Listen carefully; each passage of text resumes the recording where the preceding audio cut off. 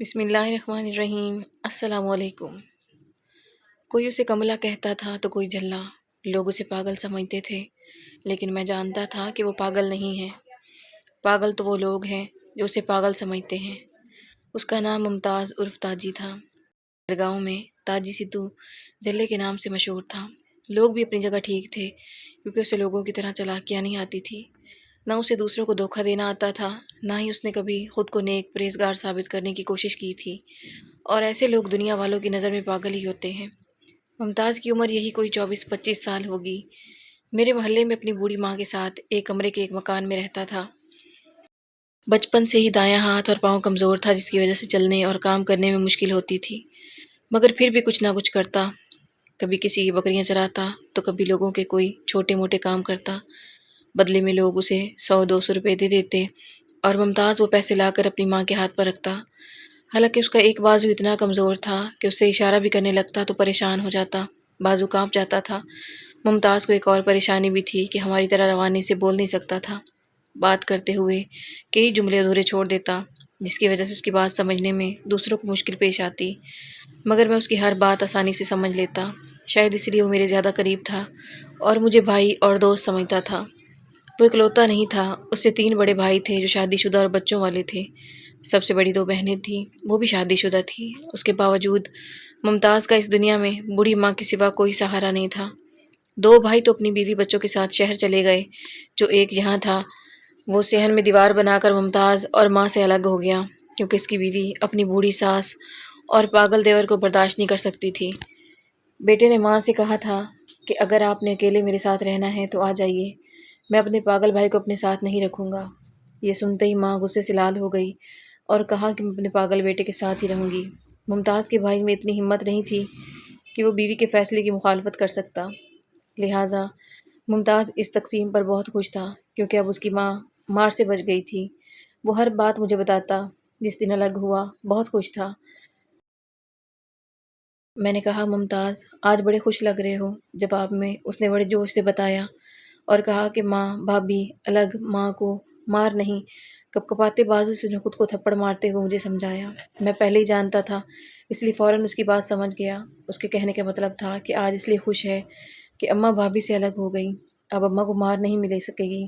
میں جانتا تھا کہ اس کی بھابھی ممتاز کی ماں کو مارتی ہے اور ممتاز بیچارہ سوائے رونے کے کچھ نہیں کر سکتا تھا، اس لیے آج الگ ہونے پر خوش تھا۔ میرا کلیجہ کٹ کر رہ گیا۔ شہر والے 2 بھائی کبھی کبھار چکر لگاتے اور چند روپے ماں کے ہاتھ پر رکھ کر چلے جاتے۔ ممتاز اب پہلے سے زیادہ محنت کرنے کی کوشش کرتا، مگر وہ بیچارہ جتنی بھی محنت کر لیتا، ملنے اسے 100 یا 200 تھے، کیونکہ وہ دہاڑی وہ نہیں کر سکتا تھا، اس لیے کسی کاٹ دیا تو کسی کی بکریاں چرا لی، یا پھر کسی کی حویلی یا ڈیرے کی صفائی کر دی۔ لوگ تو ویسے بھی مجبوری کا فائدہ اٹھاتے ہیں، اس لیے ممتاز کو سستا مزدور سمجھ کر اس سے کام کرواتے اور بدلے میں 100-200 تھما کر سمجھتے کہ بڑا کام کیا۔ گاؤں والے اکثر اپنا دل بہلانے کے لیے ممتاز کو گھیر لیتے اور اس سے الٹے سیدھے سوال پوچھ کر اس کا مذاق اڑاتے۔ ممتاز بیچارہ ان کے طنز اور مذاق سے بے خبر ہر سوال کا جواب دیتا۔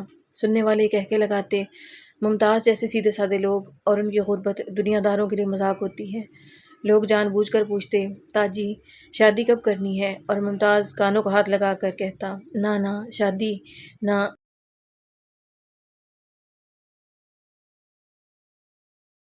بہت ڈرتا، حالانکہ اس کی ماں نے بہت کوشش کی کہ میرے ممتاز کی شادی ہو جائے، شاید اس کے نصیب میں اچھی بیوی آ جائے جو اس کا خیال رکھے، مگر شادی کا نام سنتے ہی وہ گھر سے بھاگ جاتا۔ گاؤں والے حیران تھے کہ یہ شادی سے اتنا خوفزدہ کیوں ہے، مگر کسی کو سمجھ نہ آئی۔ گاؤں کے ایک حکیم نے وجہ جاننے کی بہت کوشش کی، مگر ناکام ہوا۔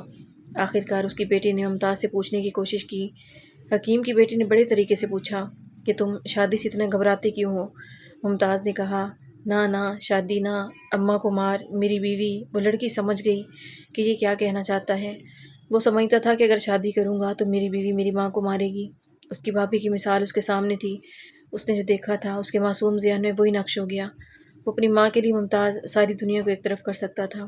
گرمیوں میں ایک دن مغرب کے بعد میں کام سے واپس آیا، جیسے ہی بائک گھر کے باہر روکی، ممتاز کی ماں ننگے سر اپنے گھر سے باہر نکل آئی۔ پتر نبیل، میرا ممتاز نہیں دکھ رہا۔ ماں کی آواز میں اپنے رخت جگر کے لیے بہت پریشانی اور بے چینی تھی۔ خالہ کیا ہوا؟ میں نے حیرانگی سے پوچھا۔ کہنے لگی، پتر میرا ممتاز دوپہر کا گیا ہوا، رات ہو گئی ابھی تک نہیں آیا۔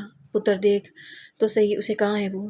اس کی ماں نے لجاجت سے کہا، لہجہ ایسا فریادی تھا کہ میں کانپ گیا۔ خالام چلو میں لاتا ہوں اسے ڈھونڈ کر۔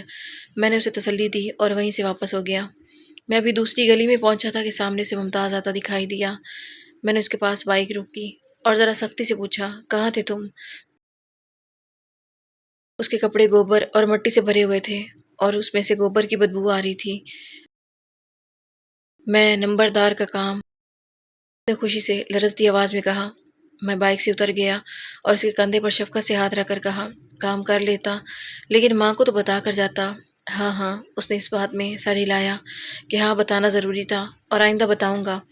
اس نے شاپر میں لپٹی ہوئی چیز کو سینے سے لگا رکھا تھا، ایسے لگ رہا تھا جیسے اسے کوئی خزانہ مل گیا ہو۔ یہ کیا ہے؟ میں نے تجسس سے پوچھا۔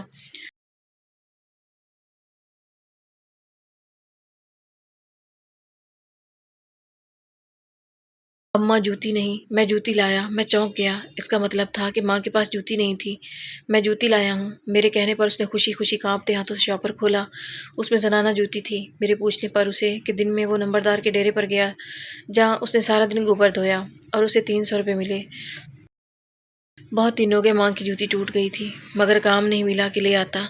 آج 300 روپے ملے ہیں تو میں 200 کی جوتی لے آیا، 50 روپے کی ماں کے لیے مٹھائی اور 50 روپے اپنے پاس رکھ لیے۔ ممتاز نے اپنی بات ختم کی تو میں نے بے اختیار اسے گلے سے لگایا اور بآواز میں رو پڑا۔ پھٹے پرانے کپڑوں سے آتی گوبر کی بدبو مجھے مشک عنبر جیسی لگنے لگی تھی۔ کاش ممتاز ہم سب تیری طرح پاگل ہوتے۔ میں نے اس کے ماتھے پر بوسہ دیتے ہوئے حسرت سے کہا۔ ممتاز کو میری بات سمجھ نہ آ سکی لیکن گلے لگانے پر وہ خوش ہوا اور اسے داد سمجھا۔ اسے یقین ہو گیا تھا کہ اس نے اچھا کام کیا ہے۔ میں نے اسے بائک پر بٹھایا اور اپنی گلی میں جا پہنچا۔ ممتاز کی ماں ابھی بھی دروازے پر کھڑی تھی۔ ممتاز جیسے ہی نیچے آئے وہ بھاگی، اسے سینے سے لگا کر رو پڑی۔ میرا سونا پتر، کہاں چلا گیا تھا تو؟ روتے ہوئے اس نے محبت بھرے لہجے میں کہا، ماں میں تیری جوتی۔ ممتاز نے الگ ہو کر خوشی سے بتاتے ہوئے شاپر سے جوتی نکالی اور اپنے کپڑے سے صاف کر کے خود کو کانپتے ہاتھوں سے اپنی ماں کے پیروں میں پہنا دی۔ اس کی ماں حیرانگی سے دیکھتی رہی اور پھر ممتاز کو دوبارہ سینے سے لگایا اور بولی، کے جاؤں پتر تیرے، کاش میرے سارے پتر تیرے جیسے ہوتے یا پھر وہ ہوتے ہی نہ۔ ممتاز کی ماں کے الفاظ مجھے لرزا گئے تھے۔ میں کانپ کر رہ گیا تھا۔ مجھے اس کے دوسرے بیٹوں کی بدنصیبی پر رونا آ رہا تھا اور ممتاز کی قسمت پہ رشک۔ ایک بار بڑی مشکل سے ممتاز کی ایک بہن اسے چند دن کے لیے اپنے ساتھ لے گئی تھی مگر دوسرے ہی دن ممتاز واپس آ گیا۔ اس کی ماں نے بتایا تھا کہ میں نے اس کی بہن کو منع بھی کیا تھا کہ نہ لے جاؤ، یہ میرے بغیر نہیں رہ سکتا اور نہ میں اس کے بغیر رہ سکتی ہوں، مگر وہ نہ مانی اور میرے پتر کو زبردستی لے گئی۔ ماں کو دکھ ممتاز کے واپس آنے پر تھا کیونکہ وہ بن بتائے پیدل 30 کلومیٹر کا سفر کر کے واپس آ گیا تھا، اس لیے اس کی ماں کو دکھ تھا کہ بیٹی نے اس کی بات نہیں مانی اور پتر کو تکلیف میں ڈالا۔ سواد ایک دن خاموشی سے ممتاز کی ماں اسے ہمیشہ کے لیے چھوڑ کر چلی گئی۔ ممتاز کے لیے قیامت قائم ہو چکی تھی کیونکہ دنیا میں اس کا واحد مخلص سہارا چلا گیا۔ مجھے بھی اس کی ماں کے مرنے کا بہت دکھ تھا مگر سب سے زیادہ دکھ ممتاز کو تھا۔ وہ اکیلا رہ گیا تھا، اسے کوئی پوچھنے والا نہیں تھا۔ میں ممتاز کے گھر گیا تو مجھے آتا دیکھ کر ممتاز اٹھ کر میرے پاس آنے لگا۔ جو ہی 2 قدم چلا ٹھوکر کھا کر گر پڑا۔ میں بھاگ کر اس تک پہنچا اور سینے سے لگا کر رویا۔ ہم دونوں پھوٹ پھوٹ کر روئے تھے۔ وہ ایک دکھ پہ رو رہا تھا اور میں اس کے، کیونکہ اس کے نصیب میں اب ٹھوکریں ہی رہ گئی تھی۔ اس کی ماں کو دفنایا گیا تو ممتاز قبر سے لپٹ کر اس قدر دردناک آواز میں رویا کہ سننے والوں کے کلیجے ہل گئے۔ اس کے منہ سے فقط اماں اماں کے الفاظ نکل رہے تھے اور سسکیاں۔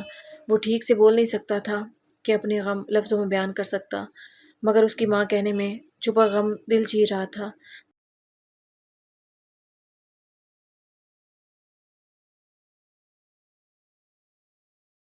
سب ایک ایک کر کے قبرستان سے چلے گئے، وہاں صرف میں اور ممتاز رہ گئے تھے۔